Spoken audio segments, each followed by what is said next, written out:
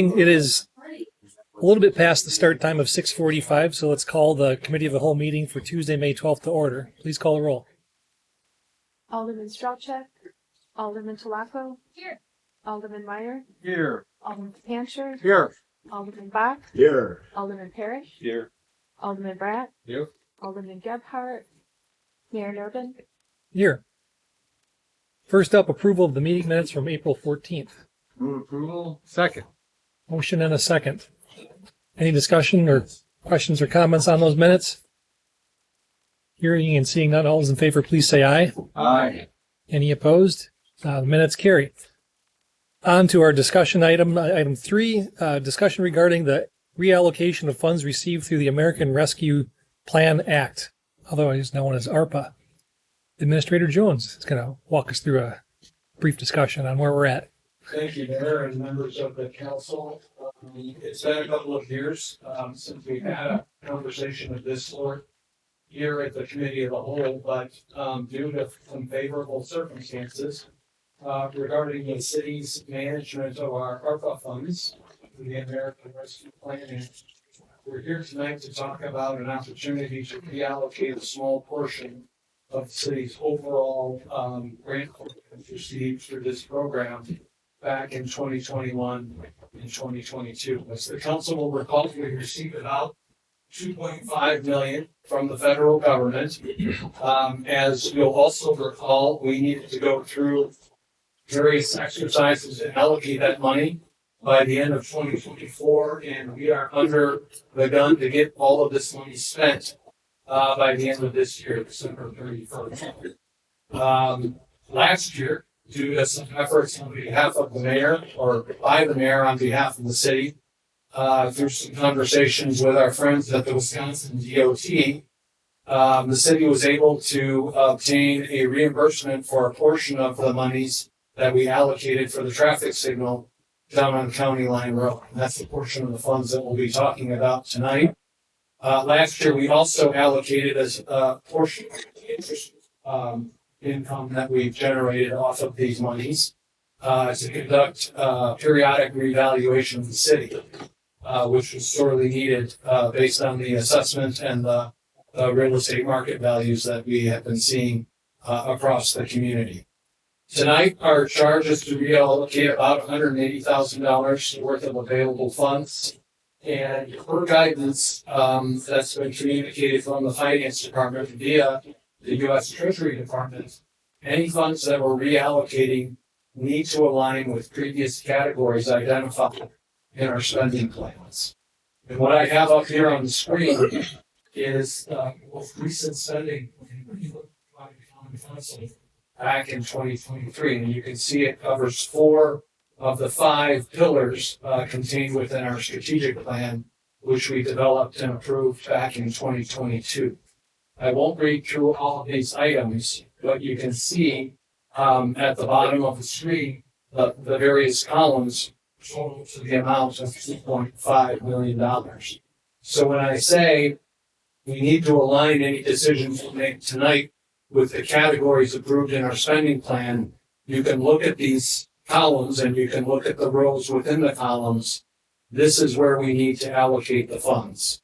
So speed deterrence was an amendment to the ARPA spending plan that we adopted back in 2023. You're going to see a recommendation for allocating some additional funds to speed deterrence, given the recent work of the Safety Committee and the Committee of the Whole here back in February. So I'll just highlight that as an example of where we're going here tonight. So real high level, we've expended $2.5 million worth of funds that we've received. We have obligations or reservations of certain funds, mainly related to the licensing and permitting module, which is going to be implemented here this year, to the tune of about $200,000. And if you add those two lines up, we're at about $2.75 million worth of spending. With the WISTOP reimbursements and available interest income, which is available for reallocation, that gets us to a subtotal of about $182,000. All in, we're at 2.9 million and counting. And when I say counting, we're still generating a little bit of interest income, with rates north of 3%. So that number will continue to tick up, but we're swinging down most of what we otherwise receive. So here is a slide that shows a couple of obligations that we paid here well, at least one obligation rather that we've made that you'll be hearing more about at our long-range financial planning workshop in a couple of weeks. As outlined with the council back in January, we hired FGMA to perform market assessment of safety building. The funding source for that was ARPA funds. That contract was for the amount of $24,500.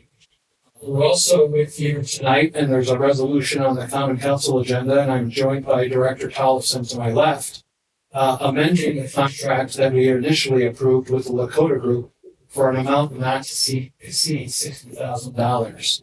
As was highlighted in Director Tollefson's memo, there were certain requests and certain asks made of the Lakota Group as we went through that year-long planning exercise that went well beyond the scope that they otherwise included in their proposal in early 2025. And so we have an amended allocation of $10,000 that we're hoping to get approved tonight so that we can close out that contract and move on to phase one planning. And that takes us below the line, and the four rows that you see on the screen here include funding for implementation of phase one of the Civic Campus. Replacement of our other city server, which is housed in the police department, speed deterrence support in the amount of $25,000, and then a very, very small allocation, a contingency, if you will, for the permitting and licensing system that is going to be implemented here this year. We have monies, as I pointed out earlier, set aside for progress payments to the vendor, Tyler Munis, as well as some of the licensing and subscription obligations that we have relative to the 5-year agreement that was approved last year, or rather 2024, by the Common Council. We had a 5-year agreement for this system. But we're anticipating that there will be some other expenses, and I'm confident that we'll be able to spend that $20,000 on the system the way the subscription payments are set up. All in, that brings us to 182.5. You can see is the figure at the bottom of the screen. So in terms of next steps, we're hoping that the committee can affirm the amounts and the allocations for the expenditure of these excess proceeds here. We're also requesting that the committee consider the resolution and make a recommendation forth to the council for amending the Civic Campus Master Planning Contract by the aforesaid $10,000. And then with the council's concurrence, or the committee's concurrence rather, here on the affirmed allocation amounts in the categories that we otherwise need to consider, we would be bringing back an amended ARPA spending plan rather at the June Common Council meeting for approval via resolution. So we're trying to keep this simple. We're trying to tick and tie the numbers to the funds that are available. And I'll throw it back to this screen and be happy to open it up for any questions or comments. And really, this is your decision here tonight. This was staff's effort to put forward a plan which takes into account the several projects that are either underway or getting underway, and projects that we know confidently that we could spend them on by December 31st of this year, which is, again, a requirement of receiving the ARPA funds. So with that, Mayor, I'll turn it back over to the committee, and Director Tollefson and I are here, and we have Director Arnett and Deputy Director from the Finance Department as well, should we have any questions. All right, first up, Alderman Bach. Just to comment, I mean, I'm fine with that. It looks, the speed deterrence, we had a great meeting this evening on public safety, talking about speed. And, some good progress will be made, and, some good policies are starting to be in place. And the chief will be sharing that with the council at some point, but hopefully that will be communicated with residents. But there were two items that came up that are kind of budgetary, and one was the idea of putting in those flashing speed limit signs to start with near all the schools. So that seems to be very safe, and but that's gonna cost some money. I'm not sure $25,000 is gonna do that. Maybe we can work toward that. That was one idea, and I think we also talked a little bit about squad. I can't remember what they're called. Squad cameras that can be permanently mounted as squads to check speeds while they're driving, I think is what they were. So those were two items that came up. I mean, I think we're interested in the speed limit signs, the flashing signs in school areas. So if we could work toward that, that would be awesome. Thank you. I'll point one thing out in response to your comments, Alderman Bach. The numbers that we have on the screen, those are budget estimates. And as we've seen through some of the other projects that have been included in the ARPA spending plan approved previously by the council, we program a number, but we don't always hit that number. And to the extent that we were to bid out the second server project and the amount needed was not $45,000, one option would be to allocate any residual funds otherwise not expended to another project such as speed deterrence, if the council were so inclined. Thank you. There's one thing that's certain: we'll spend all this money by the end of the year because we have to. Alderman Strelchak. Just for my district, and the sheer land mass of it, speed deterrence is a really big one. So, I'm really strongly advocating for if we do have extra funds. I know we discussed when we were talking about the electronic signs that there were 12 or 14 locations that we've identified, and I know that I came to you guys to talk specifically about Fredstadt Road and some challenges that we had on that space.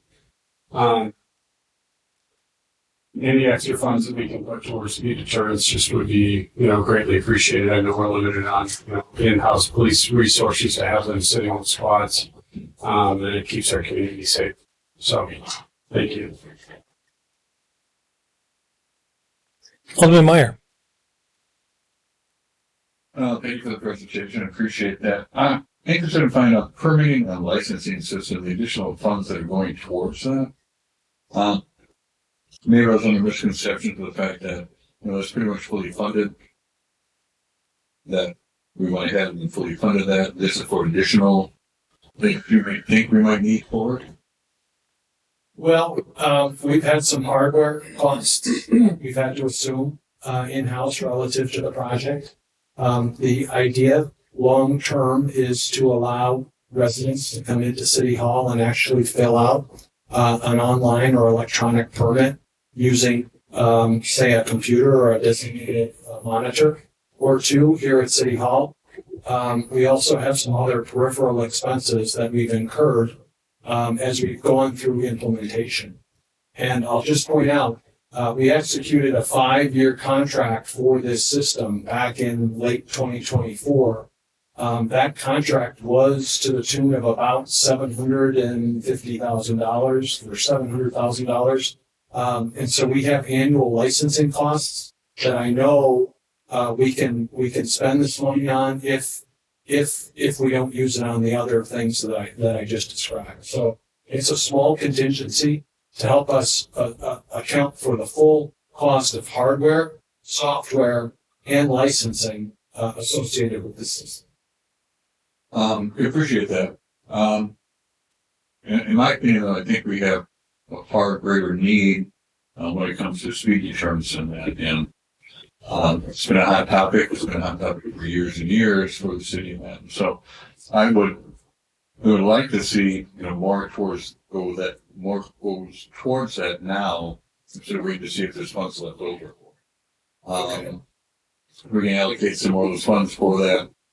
We talked about the radar that they're talking about, the front and rear radar. Not all the squad cars have that.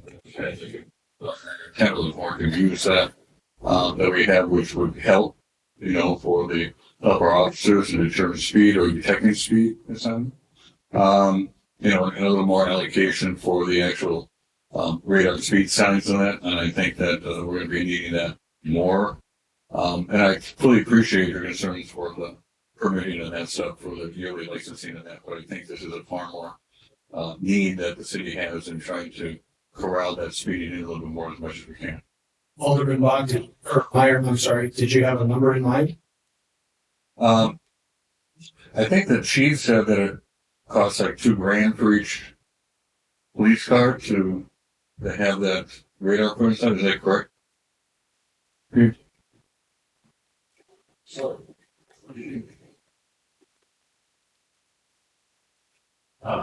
Each radar is about $3,500 per squad. Temporary speed pickup signs are about $3,500. Yeah, so if we, if we were able to, maybe increase and add to the squad cars, maybe not all 10 of them, maybe added in 5 of those squad cars to be able to have that increased capacity. And what is it, 17, 18 grand or something like that in addition to do something like that for them? I mean, I'd be all in favor of that. Unless you think that something else more pressing. Okay. Just want to double check though, that's not at the expense of like the permitting and licensing. Is that where you're saying is that where you take the money out of? Because it's something we should need either way, I would think, so we're taking it from here. Well, I think the permitting that is handled at this time up until the contract, correct? Yes, we have the money in hand. As I mentioned, we've got funds obligated and reserved in excess of $200,000. Most, if not all of that, is for licensing and permitting. Those are project progress payments. Those are licensing fees. Those are other peripheral costs related to the project.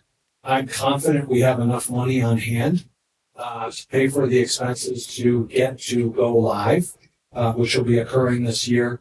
It was merely an attempt to ensure that we spend the money before the end of the year. To the extent that there's consensus on the part of the committee to put more resources towards speed deterrence, we can certainly amend the plan that we bring back to the council in June and reflect a higher number. I just need to have a good idea of what the council's sense is. What's a good number for speed deterrence? 40? Well, my own personal opinion, I think it's really 35. Okay. 35, 40, that's what I was thinking. As long as there's Mayor, I'm gonna let you, as long as there's a clear plan to make sure the money is spent this calendar year, I think that's part of what went into Administrator Jones' calculus was he knows he can spend it.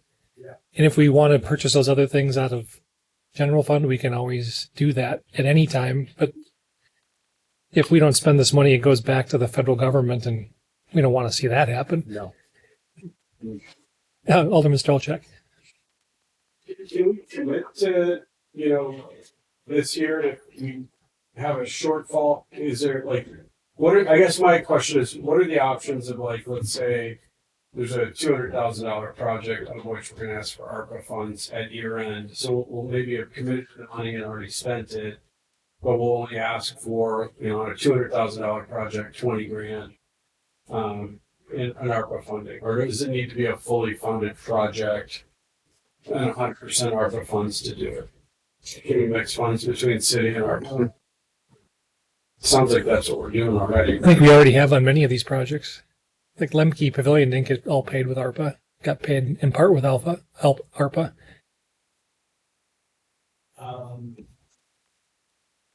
We're really looking to get concurrence on a spending plan now because we're going to be into June by the time this comes back to council. That gives us 6 months or less to expend these funds. Agreed. So the answer to my question is why? Yes or no? Could you clarify the question for me?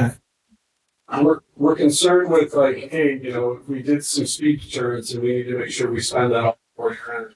Let's say we came up $5,000 short. Can we take another larger project and just allocate more of our budget we've already spent prior to year-end? If we needed to find bridge funding in the amount of $5,000 or $10,000, I'm confident we would be able to do that. Definitely. Yeah, for small amounts like that, we've definitely got the wiggle room in our fund balance. We're not at the minimum of our threshold, so. What I like about the speed deterrence is it's been a kind of a public squeaky wheel, you know, for lack of better words, or a public outcry for a significant amount of time. And if we fund it now under our, it just really feels like it's really good, you know, that we have that. Like maybe we get speed deterrence signs as well as this, you know, the 5 squads, you know, fully done. We just kind of, you know, if there's extra funds that we, you know, if we need to pull from general fund just to cover a little bit extra, I'm okay with it. Okay. You know what I mean? And then, quick question, Alderman Bach, did we come up with a plan in which if a resident wants to fund their own speed deterrent sign in a city agreed upon process? Yeah. Space? So we talked about that, and there's some, complications with that. We talked about, about the importance of listening to residents and trying to problem solve on individual situations. But the staff put together a very nice kind of policy that kind of walks through steps. And that combined with the new, traffic enforcement unit that's going to start in June, I think it's going to be some good first steps. We had a good discussion on that. As I said, the chief is going to share that kind of the policy and the steps with the group. I think communication of this is going to be really important with residents. Sometimes we, to show that, hey, people care. And we're talking about different kinds of things here financially. Plus, we've got something with the police department working with engineering. So, and then we're going to come back and talk about this and see what's working and what's not working and evaluate on an ongoing basis. But yeah, we had a good discussion. Not all issues were solved, but they were raised. Awesome. I'll circle back to the after the meeting and get more detail on that. Thank you. Anyone else input on the ARPA plan? Alderman Gebhardt. I'll just make a quick comment. I like Alderman Bach's last comment. There is it's kind of good to try a few things and then assess what's working and isn't working. I'd be in favor of supporting the plan that's laid out here as it is with the funds donated to speed deterrence at $25,000. I think that's a big step in the right direction and allows us to go ahead and make some really significant enhancements and then take a step back and see what's working and not working, and we can always go ahead and add something in the next year's budget if there's some opportunities that we want to go ahead and expand. I think going this way with the permitting and licensing is something that gives staff then the opportunity to make sure these funds are spent this year and spent wisely, and then that's just where I see it on this. I see the beginnings of a straw poll coming up. But we'll get some other feedback before we go there. Any other feedback on the proposed spending plan to exhaust the ARPA dollars? If not, okay. Alderwoman Talako. I was thinking about this, and I know this has come up on Public Welfare Committee, but I think we have an increasing issue here, and us need some funds into a calling program again, like beneficial for this year. I don't know if that's something we can do with this funding. Could you repeat the very first part of that again? The issue with deer in general, the overpopulation, and adding some money for like a calling program again. I think that would not be allowable as it was not a previously identified project for ARPA.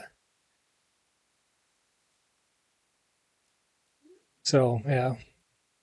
Swing and a miss on the deer. Or swerve and a miss. Sorry. Alderman Bratt. Yeah, well, thank you for this presentation. I'm generally supportive of this list.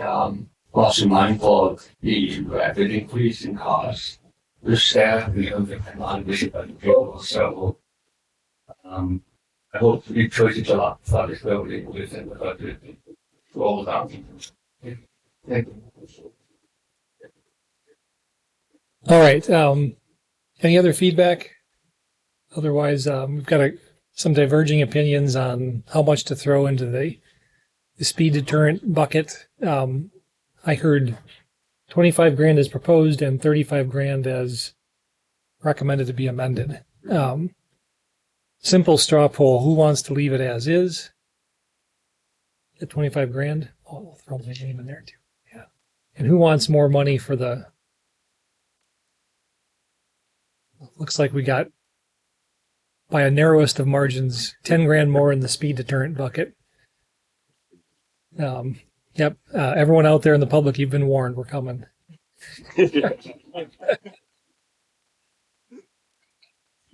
In a few months, once we buy the hardware. Be careful. Does staff have everything they need on that item? That direction, we can move forward. Adoption next month. The last thing we need related to this item is a recommendation on the resolution on the agenda this evening to amend the contract with Lakota Group for that $10,000. So Mayor, we'd be looking for a motion and a second on that resolution here at this meeting. Which is our next item. Yes. All right. So I think we're done with discussion item 3. We're on to discussing resolution 4287, resolution authorizing an amendment to the professional services agreement previously executed with the Lakota Group of Chicago, Illinois, for development of a civic campus master plan in the amount of $10,000. Second. Motion and a second. Any discussion? Hearing and seeing none, all those in favor, please say aye. Aye. Any opposed? That'll move on to council, I assume, in a few minutes. And next we have an annual update from the Southern Ozaki Fire and EMS Department, making up for a previously truncated meeting back when we were at the Legion a few months ago. Chief is back.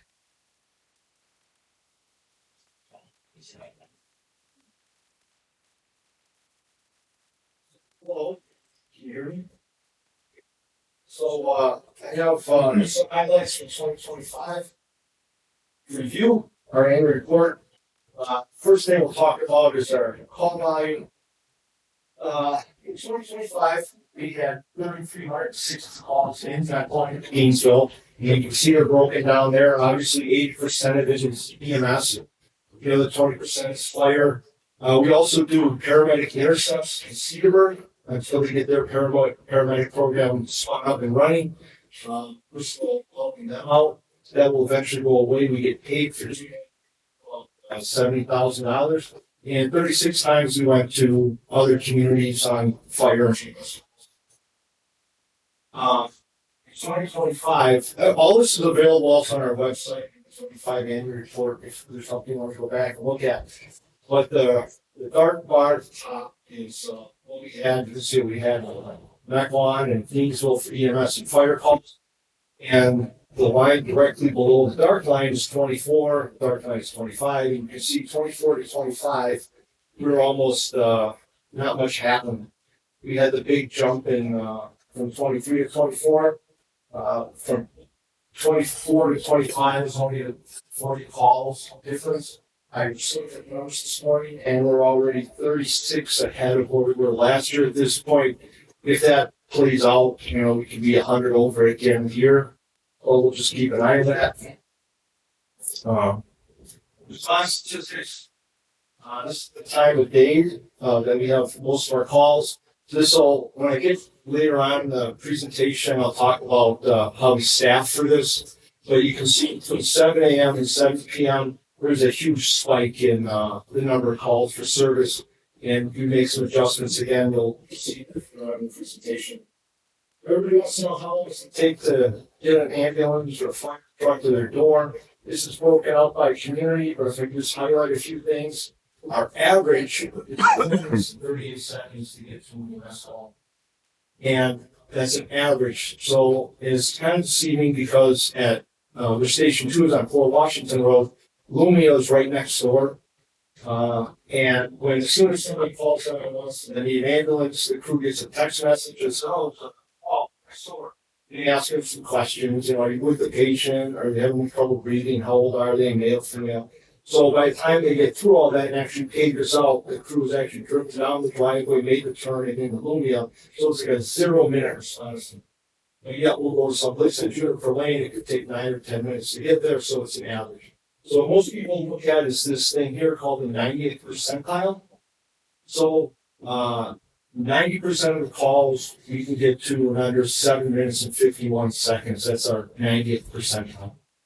Same is true for fire calls. Our average is a little under 8 minutes. The 90th percentile is 12:49. This is only the same too because Kingsville, their police are really quick to log into a fire call, and they oftentimes will cancel us, or they'll say send the fire department non-emergency, and that kind of drags out the response time there.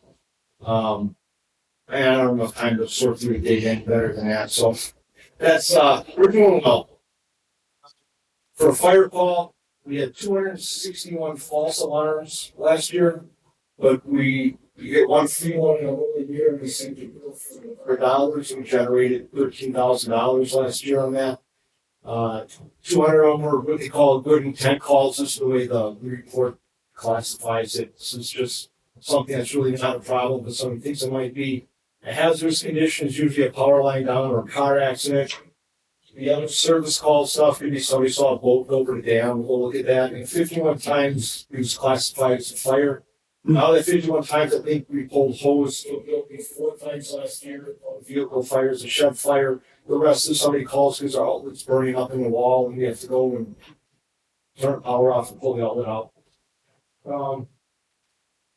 For EMS calls, falls continues to be the biggest reason people call. It's a medical problem, all the way down to last year with 39 cardiac arrests. The age of the patients, this is no surprise. As you get older, you need an ambulance more often, but apparently if you make it over 100, you don't go to the hospital that often, so you take very few people over 100. This is where we do most of our transports. You can see 823 remote transports because either it's just a lift assist, or perhaps we get there and they feel better, so they don't go to the hospital. St. Mary's does most of our business, and at Freighter Hospital in Mequon, over there 178 times last year. It's kind of nice having two hospitals in the city that people want to go to. It really reduces our out of service time because you can drop someone off the hospital and back to service rather quickly. If you take a look at children's 52 times, that, depending on where you are in the city, that can be an hour and a half to get down there and get back. So it takes the crew out of service for quite a while. If you want to know where we go, Newcastle wins with 200 times last year. Give me 100. Scoring points stuff in here on Mequon Road, 160. The Highlands and Riverwalk, that's not an assisted living facility, we'll build it towards the senior living environment 27 times. And Silver Spring on Mequon is just a CBRF on a residential property in Silver Avenue. Went there 40 times last year. And if I'm going too fast, let me know. So for the next part on staffing, I want you to go into the WADAC machine. This was coming out of COVID. It was kind of the impetus for the countywide staffing study that the public policy forum do. That one, we try to keep 7 people on a schedule on the lower right, 24 hours a day, so it's 61,000 hours. 21. We're not able to fill 15% of that, or 9,000 hours. And that's when we had our 3 full-time establishments. At the same time, Kingsville, trying to keep 8 people on the schedule because it's Kingsville, and they were unable to fill their schedule 40,000 hours. When we combined in July of 2022, we were able to get that number down to 16% for about 9,000 hours for the year. And then in so last is 23, our first year of when we merged, we were down to only 1.3% were unfilled, so we did really well. So on this next slide, remember I told you we had that time when most of our calls are in at 7 a.m. to 7 p.m. So in 2025, for the first 3 quarters of the year, which is like 45,000 hours, we were able to fill all but 1,300 hours or 2.8% of that. So we did really well. But because of our budget and being short some full-time people, we were able to have some headroom in the budget. So we actually put an 8th person on the schedule for the last quarter of 2025. And we were able to fill everything except 200 hours of that. So we're pretty happy with that. 8 people on schedule can make a huge difference. If you remember a few weeks ago, we had the barn collapse on County Line Road. We have 8 people on during that day. That was helpful because in the 90 minutes leading up to the barn collapse, we had 4 EMS calls all going on at the same time. We had 4 ambulances on the road. In fact, the first ambulance on scene for the barn collapse is from the North Shore because everyone else was either transporting or at hospital when the call came in. And our first ambulance was coming from St. Mary's after he dropped off. So having that person around is very handy for us. For our budget, and we like some good news. At the end of 25, we ended up with $100,000 surplus. We collected $37,000 in trash billings. If you're not a resident of Mequon or Thiensville, you have a car accident, we do something, you get a bill, and we generated $1.3 million in ambulance transports. A few weeks ago, the mayor, the president of Thiensville, Administrator Jones, and Administrator Larry Shanson from Thiensville, we had talked about capital equipment. So briefly, this is a win. When Mequon and Thiensville combined, this is what we had. We had 3 fire engines, they had 2 ladder trucks, they had a ladder truck, they had a lot of equipment. All total, we had 5 fire engines, 3 ladders, 3 tankers, 5 ambulances, so on and so on. Post consolidation, we reduced that to 3 engines, 1 ladder, 2 tankers. We still have to have ambulances. But this one here, so on the left column is the number of current vehicles we have. In yellow is what we reduced it by. And in today's dollars, we saved $7.8 million. That was stuff that we had either had been purchased by Mequon or Thiensville if we had remained separate. So I thought that would be a win, and you'd like to see it. I know that was quick. You gave me 15. I think I did 10, but I'll take questions. Yeah. All right. Any questions for the chief on that brief but thorough review of how we've been doing the last year or two? It's all on the website if you want to look more at the numbers. Yeah, the annual report was reviewed, I think, at the last SOFD meeting in March, and it's up on the website now that you can view anytime from the comfort of your home. Any questions for the chief? Going once, going twice. Thank you for the update. It was even better the second time. That's it for that item. We are on to reviewing the Committee of the Whole planning calendar. Is there any feedback on that item? We can take it now, or we can always take it offline. Any discussion on the planning calendar? Seeing none, is there a motion to adjourn? Motion to adjourn. Second. Motion and a second. All those in favor, please say aye. Aye. Any opposed? You're now adjourned in